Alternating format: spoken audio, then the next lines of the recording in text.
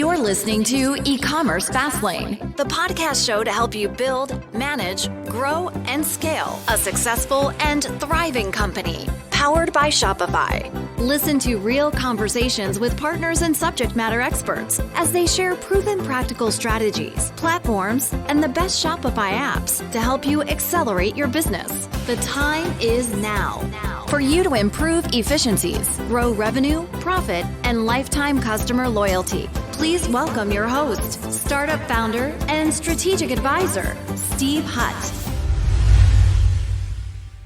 Well, hey there. Welcome back to Season 7 of Ecommerce Fastlane. Really, this is your go-to podcast for building and growing your Shopify brand. I'm your host, Steve Hutt, kind of former Shopify Plus Merchant Success Manager. I'm absolutely thrilled you've joined us today. I have an exciting CEO and co-founder today. Read his book. We'll talk about that in a few minutes. But today, my guest is Raj De Datta, and he's the CEO and co-founder of a company called Bloomreach. They have a Shopify app. They connect to Shopify. There are a lot of things AI. There are a lot of things CDP. There are a lot of things personalization. There's some really interesting conversations and topics that I believe are going to come out today. A lot of brands are interested in AI. They're trying to figure out how they can leverage it. I'm worried a little bit, based on the book of merchants that I used to manage, was the fact that there was a little too much duct tape going on with adding a lot of different apps and shiny objects and getting things involved. And I think the problem is that the intent is right for a lot of brands, but in the end, maybe the execution is not right. And I think that's where Bloomreach kind of fits into the equation, where they really are a platform to help brands to grow and scale, personalized through AI and understanding the customer record and their full journey, multi-channel. We're going to get into it today. So hi, Raj. Welcome to Ecommerce Fastlane. It's great to be with you, Steve. Oh, lovely.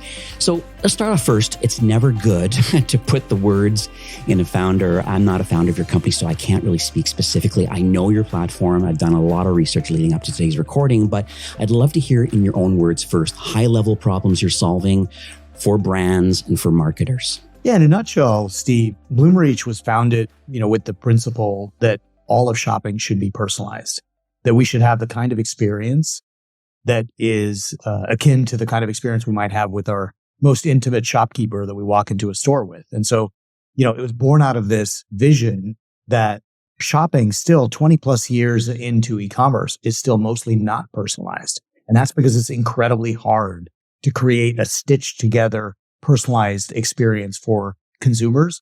And so we set out to build a platform that could do exactly that. And it sort of mirrors the way human beings shop. So it powers marketing, powers email, powers SMS, powers ads, powers websites to personalize all of those interactions.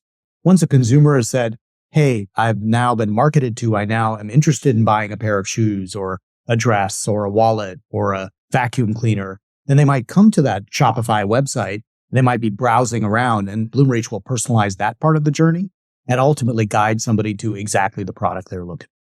And that's what it does. And in doing that, it drives tremendous revenue lift for the brands that we power. I had a brand, just funny you mentioned that, a brand in the pet market. And one of their biggest challenges was understanding the zero party data, like asking the right questions, maybe through a quiz or some kind of a post kind of exit survey, these sort of things, and enriching that customer data and then being able to personalize and market to that. Because there's nothing worse. They always got complaints about the fact that these people, let's say a person continued to buy dog products and then all of a sudden you're showing cat products. And it's a horrible customer experience. No wonder that the conversion rate goes down. So, and I think that's where your platform can kind of resolve that partly.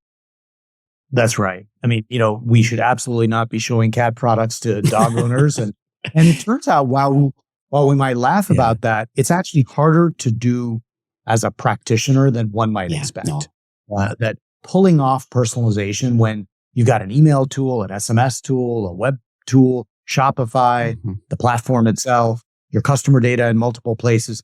It's just a lot more challenging than one might expect. No, I know it is. Trust me, I have enough conversations over the 6 years with brands. Like I said, that's why I said in my intro about the duct tape, because I think that's the challenge. It's just saying, we got to solve this problem. Okay, let's add this. Oh, okay. Does it talk to everything else? So we'll get into that a little bit later.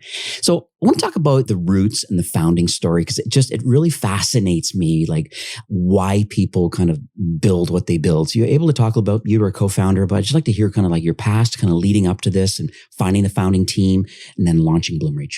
Absolutely. So, I'm a multi-time entrepreneur. So this is the third business that I've started. It's a chronic affliction at this point where once you become unemployable and have Yeah. and really can't be employed by anyone else, you have no choice but to keep starting businesses. And so, I started this one really by going around and talking to CMOs and feeling like exactly what we were just talking about. You shouldn't be showing cat products to dog Right. owners.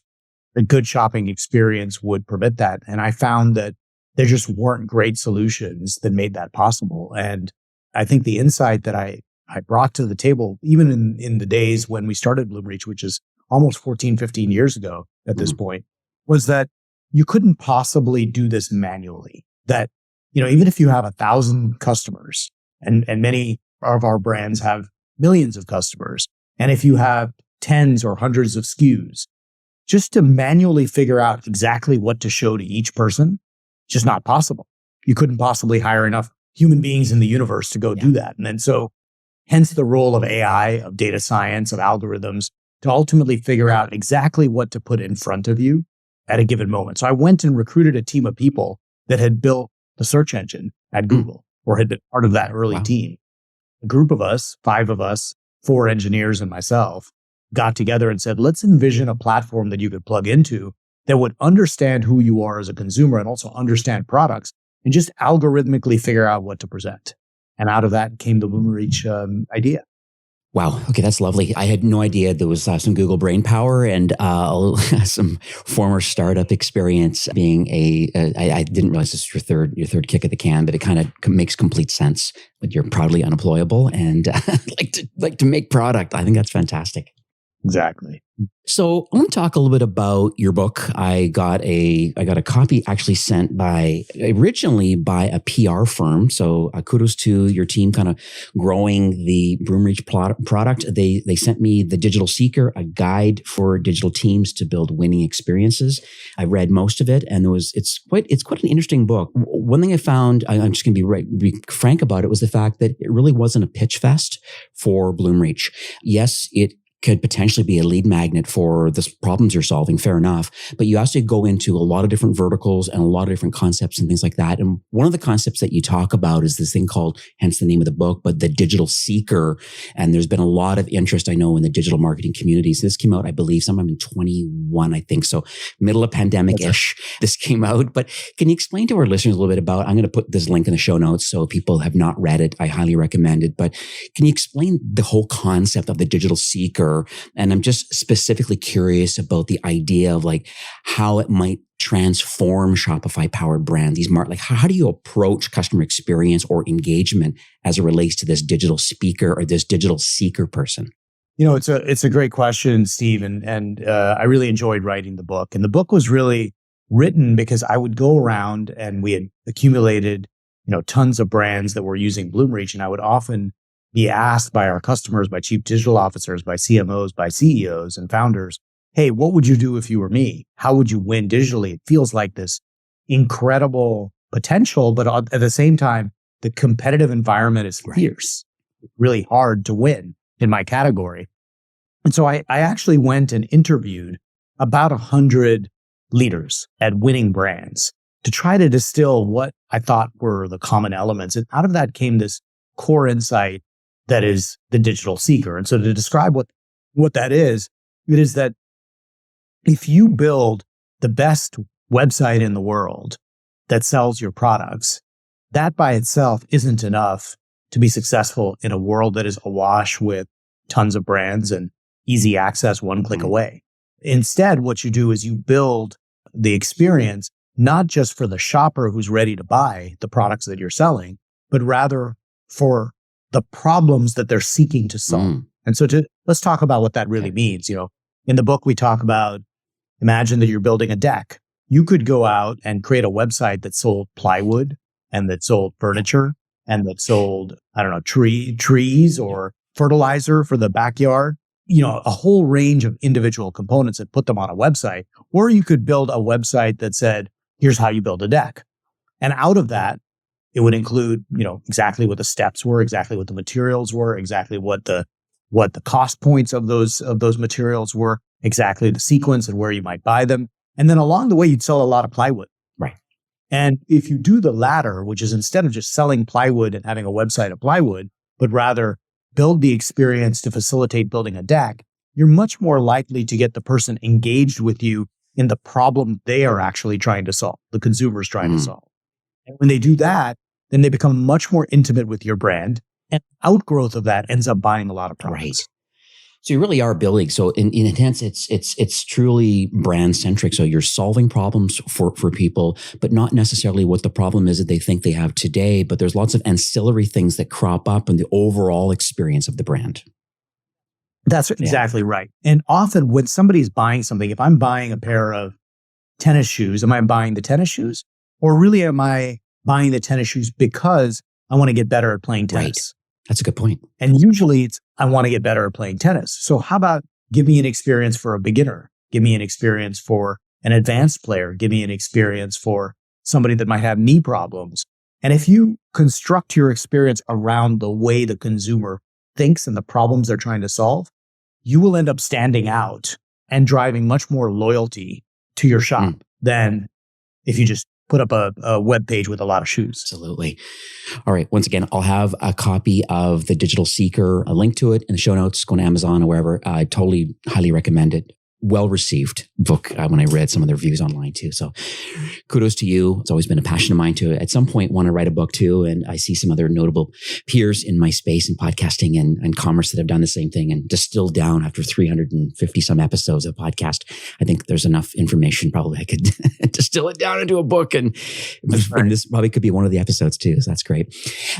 I want to pivot over a little bit about, I know AI is definitely a pivotal role in your business. It's very clear. I'm just intrigued to learn a lot more about that and more directly related to Shopify and to e-commerce brands. And I think people listening today, there's going to be a lot of different maturities and complexities as far as, no matter where they are in their entrepreneurial journey or for marketers listening today, just what would you recommend for direct to consumer brands that are listening today? They want to integrate AI into their business strategy. They really want this kind of competitive edge. We're in Q1 right now of 2024. And, most brands had a banker BFCM and they're very, very, very satisfied with their holiday numbers, but they also know that, growth has to continue or you're declining. And so knowing that people want to get more involved in AI, what do you say to them? And obviously, you take some early stage phone calls of brands and saying, hey, yeah, we want to get involved. What do you say to them and how do you motivate them? Yeah, I think AI is, as with all new technologies, you get a lot of noise, you get a lot of hype in the short term. And so it might be overhyped in the short term, but it's probably actually underhyped in the long term and the impact that it can have. So, my best advice to e-commerce leaders is first, try to understand it, which is itself hard because there's so much noise out there. I think what we can tell from the tools that we all play with, like ChatGPT and DALL-E and all the newer versions of those things, is that its power is immense, right? We can build images, we can write copy, we can compute on large data sets. The potential is vast. But then the question becomes, where do I get started? And I would say that, the most logical place to get started is in a way that most significantly impacts your customer experience. Because if you can move the needle on your customer experience in some material way, you're going to drive conversion rates up, lifetime value up, revenue up, and your business is going to grow. And so it's pretty hard if you're a small brand to just say, I'm going to build a bunch of AI. But fortunately, there are great capabilities out in the market from companies like Google and OpenAI and others that make this AI much more democratized, for everybody. And I would go to the key technology partners that you might have, which could be Shopify, which may be Bloomreach, which may be others, and ask them, how are you natively using AI to move the needle on my customer experience? Because they should have an answer. And if they don't have an answer, you're probably working with somebody that isn't going to be around a whole lot longer. I would go to my agencies and I'd ask them the same question. How are you using AI to help with my marketing, with my copy generation, with my creative? Because there are solutions for all those problems. And so at Bloomreach, we have really taken this to heart. Fortunately, it's been a native part of our birth. Right. We have 30 patents in the area of AI. And so we've been using it now for many years and kept up with it. But even recently, we've asked ourselves the question, AI has taken such a significant step forward are we doing enough? And out of that, we came to announce back in August a completely new conversational shopping experience built on AI called Clarity. And so even we who are AI natives have had to raise the bar. I noticed that. That was a topic I was going to bring up, but I know that it's on kind of an early I've called maybe an alpha or a beta wait list. But I think conversational shopping is on a lot of people's radar. Also, some brands that I've spoken to in the past just don't even have live chat on because they're worried about the human capital of having to man it as they scale up. That's the big challenge, number one. But then they've also worried about, and then you're obviously looking at this and solving this, is that having an AI be incorrectly trained and actually giving the wrong information. You'd rather not have a chat widget running and have them email you or call us instead of having the incorrect answers or recommendations going in certain places. And I think that's a huge challenge. There's a few kind of peers out there attempting to solve this a little bit. I'm glad to see that you're kind of making, because you really are, you do the marketing automation side of it and you connect to some partners we'll talk about in a minute. I just love the fact that you got search and merchandising kind of dialed in completely. And then there's some content management thing that we'll talk. I want to dig into that too after about some A/B testing and things like that. But then now this conversational shopping, it's pretty exciting kind of where you're not a Swiss Army knife, but you really are being very strategic in kind of like where you're fitting in. But it all comes back down to your CDP, I guess.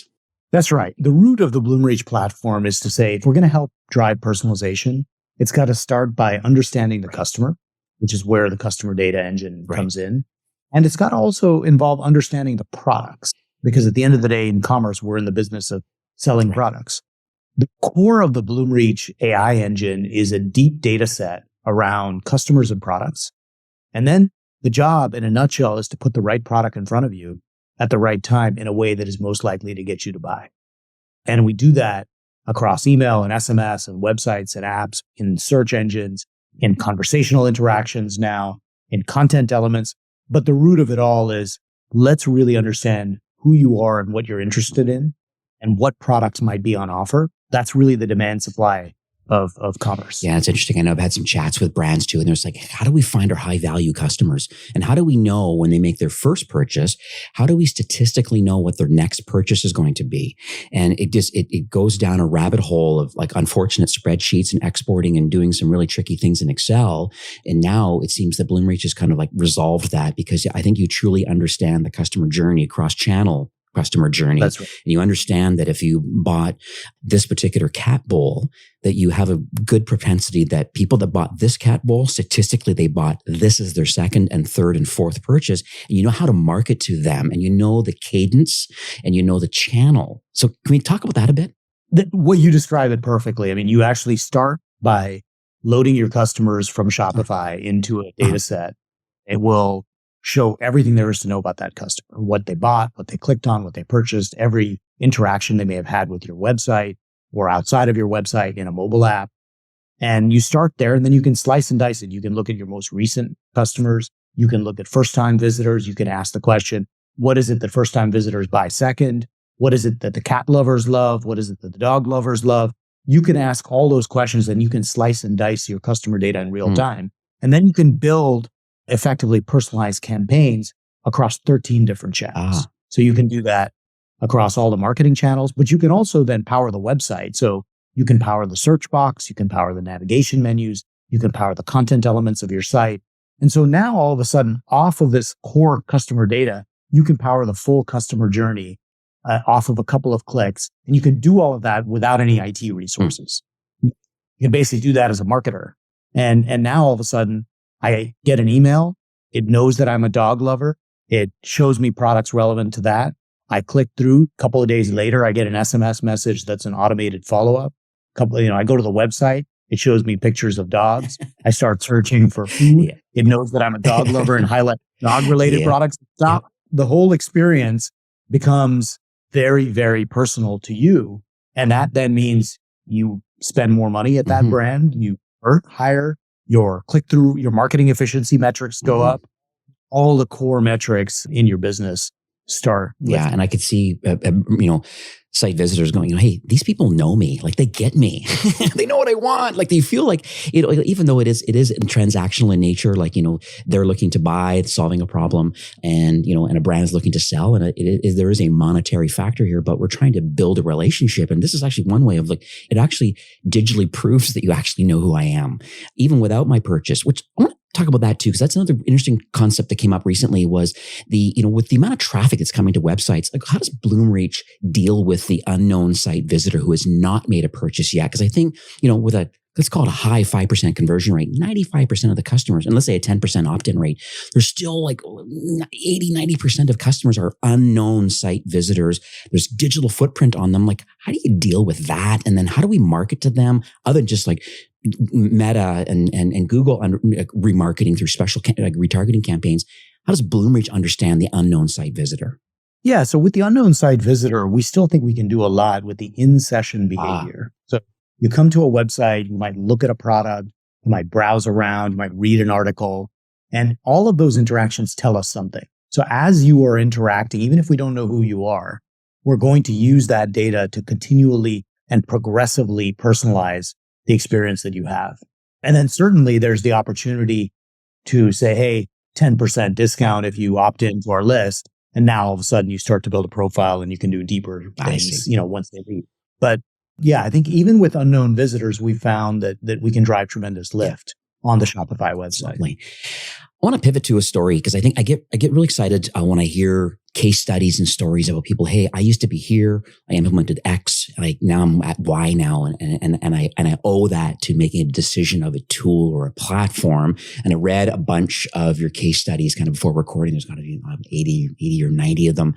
Some really interesting Shopify brands. I mean, you have close to 1,000 customers, but there's 80 or 90 really good case studies. Is there any one that's notable for you, or that you'd like to maybe share who they are and kind of maybe their journey of, we used to do things manually or not at all, and then, or duct tape, a bunch of different solutions. And then they moved to Bloomreach, and then kind of what that looks like on the other side. Yeah. Happy to talk about a couple of Shopify brands. A good couple are, there's a brand called Benson for Beds that sells mattresses and bedding. And that's based in the UK. We've got a brand here in the US, Olukai, that you may know, that sells sandals and footwear. Yeah. And all of these have seen, the kind of metrics that they've tended to see is, 15, 20, 30% improvements in marketing efficiency and revenue per visit, in lift that comes through conversion rate improvements. So there's a wide range of sort of top line metrics, but it's ultimately all in service of more revenue, that comes out of it. Now, in terms of how they might use our platform, really because we have so many different applications, and we allow people to start anywhere on the platform. So you don't have to go throw out everything to use Bloomreach. You can just use it for your email program. You could add email and SMS. You could say, I want to do email, SMS, and website. You could say, I want to do email, SMS, website, and WhatsApp. I want to add the search capability, or I want to add the navigation capability. So typically, these brands of this type will start with one or two apps and say, hey, I'm just going to launch it on my email program. I think Olukai launched a campaign called Anywhere Aloha, where it was sort of like a personalized email campaign. And they were able to do it by understanding their customers and really driving much greater loyalty among their customer base, which then drove lift. But then you start adding from there. You start saying, well, don't I want to do email and SMS? Don't I want that in the same tool? Why do I want to get Klaviyo for email and then Attentive for SMS? Why don't I put it all together? Then they say, well, isn't it silly that I should have to have something else for the website? Because now the website's completely independent of the marketing, and people are just clicking through from the email into the website. Right. So then they turn on our web personalization capabilities. Then they say, well, I've got an app. I have a loyalty program. We have brands that have their own loyalty programs where people mostly shop on the app. And there you can use Bloomreach to personalize the app. So people sort of grow into the experience, but they know that as they're turning on more and more channels, that it all hangs together. and that they can use the same engine to power. I see. Okay. That makes complete sense then, because that was the thing, that was one of the questions I was having, was that, you very clearly play nicely with a lot of other partners. I mean, you have a whole separate dedicated section of technology partners. And I think that's one of the pushback that I've gotten in the past from brands, was saying, hey, great podcast episode, Steve, you're recommending X, great, but we have like these tools that, and sometimes marketers are a little bit stubborn sometimes, not wanting to pivot. And so what do you say to them if they are, and I think there's some great tools that are solving some great problems that they're not, maybe not necessarily peers, but they're marketing peers doing their thing. And so I want to understand the mindset around existing tech stack and then playing nicely with these pieces of tech instantly, thanks to your Shopify connector. But then when do people decide, hey, maybe I don't need to have SMS done from a third-party solution. Maybe it needs to be native from within the Bloomreach platform. So I just want to hear your mindset around that. Yeah, I think firstly, everything runs on top of a commerce platform like Shopify. So it plugs in natively into a Shopify storefront, whether it's headless or whether it's not headless, it just runs on top of it. But second, often people will start with what their most pressing problem is. So they might say, I'm unsatisfied with my email solution. I've outgrown Klaviyo, for example, and that would be a logical starting point. Or they might say, I'm pretty happy with the marketing solutions, but I really want to improve my search and my merchandising on the website itself so people can find my products. So usually people will start someplace and we'll play nice with everything else in the tech stack. You don't have to throw out what you got to you. There's lots of ways of getting started. And we'll usually ask people, what is your most pressing problem you're trying to solve? Are you trying to solve a new customer acquisition problem? Are you trying to solve a retention problem? Are you trying to solve a conversion on the website problem?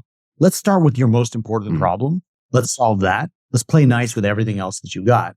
And then over the course of time, people do say, hey, if I could do something in one tool that's natively integrated that I don't need I don't have to go get dynamic yield for recommendation. Algolia for search and Native for SMS and Klaviyo for email and put it all together and have a large IT staff that makes it all work. If I can just have a native platform that I can work with for all of my customer touch points, A, I'd save a lot of money, and B, I might have a much more coherent customer experience, on the other side of it. So gradually they will start to say, it may make sense to turn on other capabilities. Right. I just love that. So you can kind of grow into the tool, solve an existing problem, maybe with a current piece of technology or something that you're missing, adding that on, kind of going down that journey of using Bloomreach. And all of a sudden it just becomes a necessary part of your day-to-day kind of marketing workflow. And then I guess over time, I'm sure your internal team can start reaching out to these brands and saying, hey, we see you've been quite successful with X, Y, and Z. We're having this webinar to learn more about this. I know you have some in-person events too, but you learn a lot about what the tool can do. And then all of a sudden, oh, have you thought about this?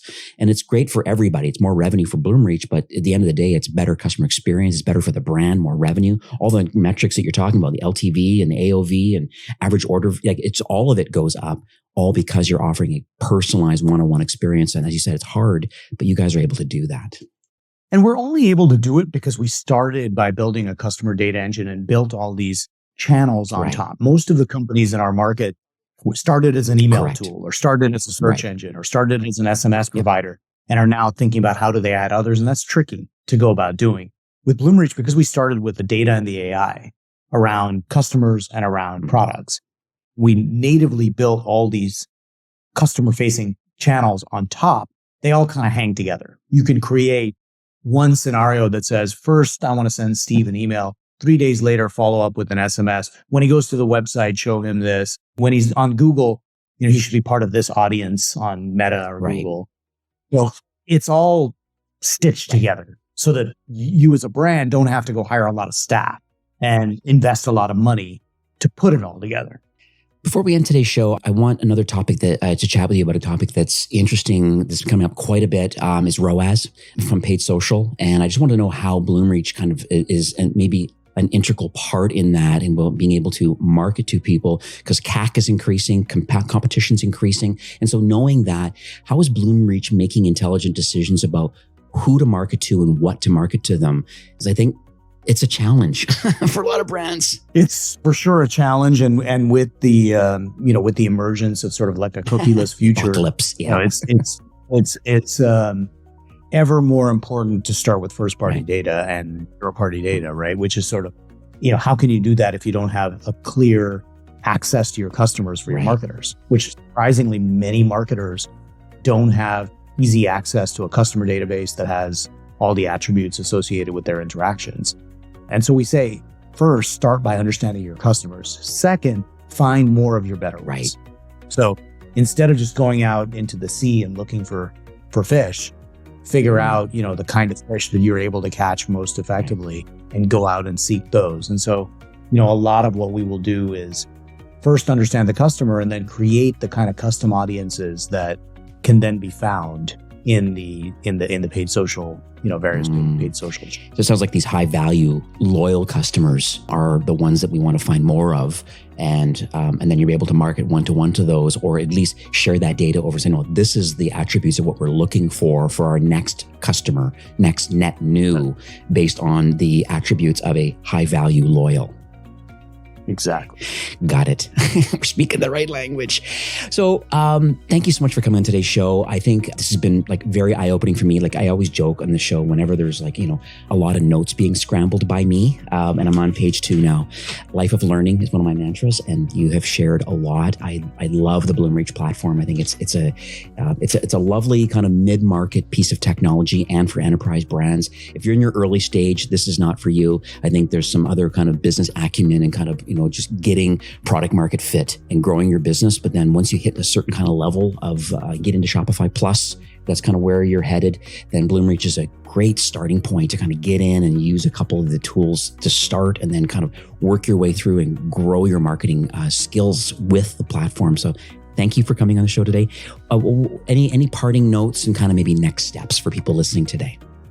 Next steps is to go to the website, which is bloomreach.com. Okay. And, certainly there's plenty of contact us forms if you're looking to learn more. There's also lots of collateral and videos on the website itself, but reach out through the contact us and we'll be back to you. Excited to meet many of you. Well, thanks, Raj, for coming on the show today. I really appreciate it. I wish you tremendous success in the Shopify ecosystem and getting into, I'm sure there's going to be some warm intros from the brands that I know that are unfortunately duct taping their AI. And I think you're a necessary piece of technology that people can definitely leverage and can be, based on these case studies, I think this is fabulous. So once again, thanks for coming on the show today. Thanks, Steve. Well, that's it for today's episode. I'd like to thank you personally for being a loyal listener of Ecommerce Fastlane. It's my hope that this podcast is offering you a ton of value through growth strategies, tactics, and exclusive insider tips on the best Shopify apps and marketing platforms, all with my personal goal to help you build, manage, grow, and scale a successful and thriving company powered by Shopify. Thanks for investing some time today and listening to the show. I'm so proud and excited that you have a growth mindset and are a constant learner. I truly appreciate you and your entrepreneurial journey. Enjoy the rest of the week and keep thriving with Shopify.